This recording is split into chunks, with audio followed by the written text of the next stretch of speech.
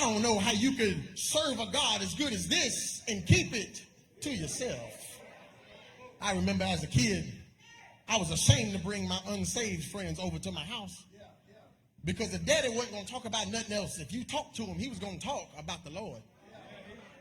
And I really didn't want my friends to come to grandma's house because if they talked to grandma, not only was grandma going to talk about him, but if she talked about him too much, she would get happy and start crying and hollering because she would just think about Jesus. And I would get mad at grandma. I said, Grandma, when we go in church, don't say nothing. I don't want to be in church for 3 hours all day. Just come in here and sit down and be quiet. But if there was a sliver in service, she would stand up and say, I wasn't going to tell nobody. But I couldn't keep it to myself. She'd been dealing with hell all week long. But when she got in church, she said, I woke up this morning when my mind stayed on Jesus.